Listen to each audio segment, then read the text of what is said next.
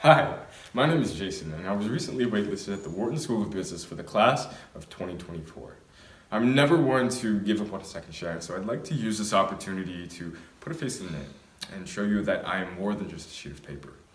With everything that has been going on in the world for these past couple of weeks or so, I've had a lot of time to think about who it is that I am and why it is that I am motivated to pursue a post-secondary education in the first place.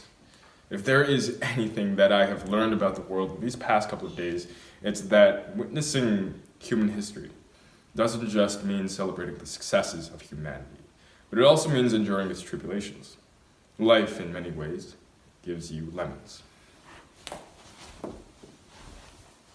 Gives you lemons. When I was a kid, I would walk up to Burnaby Mountain every Wednesday night or so, because the students from the local university would come swing by and help us set up the telescopes. And we would gaze out at the night sky together for hours on end. And the reason that I'm telling you all of this is because one particular evening, I had this very, very profound experience rather. I was gazing out in the sky and I was looking at this cluster of galaxies, right? And I began to wonder to myself that by the time that humanity develops the capacity and the technology to visit these distant celestial bodies, would anybody still remember my name, right? And ever since then, at the tender age of 9 or 10 years old, I became obsessed with my legacy and crafting a name for myself and striving for greatness, whatever greatness a 9-year-old thinks greatness is. But I never really attained the level of academic or athletic success that I was looking for until I entered high school. I was doing this one project called the Eminent Figure Project, where I had to research an eminent historical figure and deliver a speech in front of hundreds of people pretending to be this person. I chose Benjamin Franklin for no other reason than his name seemed famous and recognizable. Right off the bat, this story seemed so foreign. Right? He found success in almost every endeavor. He was a brilliant statesman, and I'd argue an equally brilliant businessman. And right when I was delivering my speech with hundreds of pairs of eyes fixated on me, I had this epiphany. I realized why he was so successful. It's because he never asked what the world could do for him, but rather what he could do for the world. And when I realized that, everything in my life changed. I found the courage to start a not-for-profit like I always wanted to. I had the courage to approach decision makers decades my senior because I knew that it was more than just about me and my ego.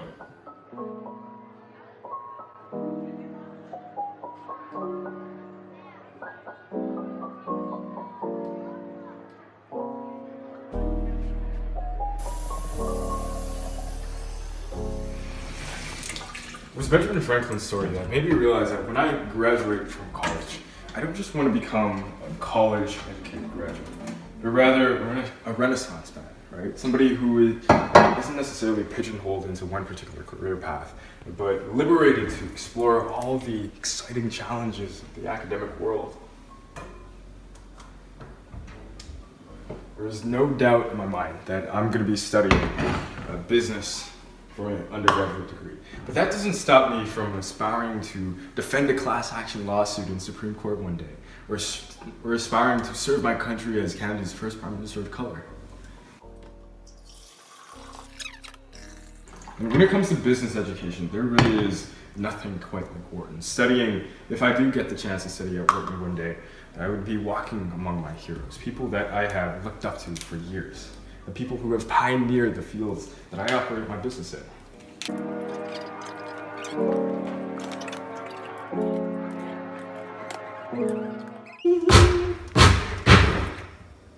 Awesome. So the one idea that has brought me more entrepreneurial success than any other is called customer lifetime value, which is a term that was coined by Penn professor Peter Fader at the Wharton School of Business.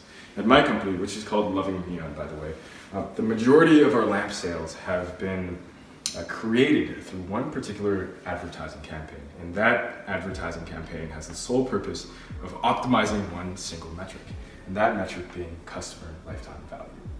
And I always reason to myself that if just this one idea that has stemmed from Wharton has helped me create a living for myself through entrepreneurship, I can only imagine how incredibly valuable a 4-year degree would be for me.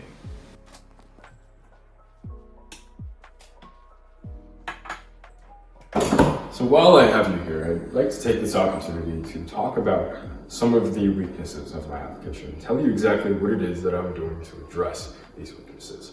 My Math 2 subject test score was only a 710, and it's not a score that I'm crazy excited about. When I got it back, I was a little bit disappointed with myself. As good as I am at math, I have never considered it my best subject, and because of that, I have made my New Year's resolution for the year of 2020 to make mathematics a strength for me. And in chasing that goal, I've spent a lot of time, maybe an hour or half an hour before classes start, with my math teacher, making sure that I have all my bases covered and taking additional online courses to enrich my learning. And because of this a newfound dedication towards mathematics, I ended up excelling in pre-calculus 12. And I think I'm carrying that momentum into my Calculus 12 course. And for the summer of 2020, I'm also planning on taking additional courses throughout the summer to make sure that I am prepared for whatever college mathematics may throw at me. Another weakness with my application is having letters of recommendation that are potentially unenthusiastic, that may come off as unenthusiastic anyways. I think I made the mistake of choosing teachers who taught the courses that either I liked the most or that I got the best grades in. And if I were to go through this whole application process again, I wish I chose a teacher who knew me, my character, my leadership potential, and my academic potential a little bit better. And as good of a relationship as I do have with these teachers who wrote my original letters of recommendation, I wouldn't say that they know me the best at my school. And because of this, I have attached an additional letter of recommendation, one that I think represents me just a little bit more intimately.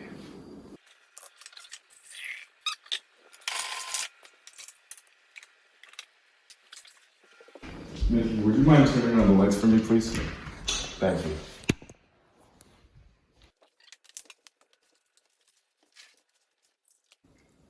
Mickey, would you like a glass? Yeah, sure, I'll have a glass. Cheers. Campé. Salud. You know, everybody says that when life gives you lemons, you make lemonade. But in case you're an aspiring student at the Wharton School of Business, you make lemonade. Hey, I didn't see you there. Gives you lemons. Life, in a sense, gives you lemons. When I was a kid, I would walk up the Burnby Mountain every Wednesday night or so. Because when I was a kid, I would walk up the Burnby Mountain.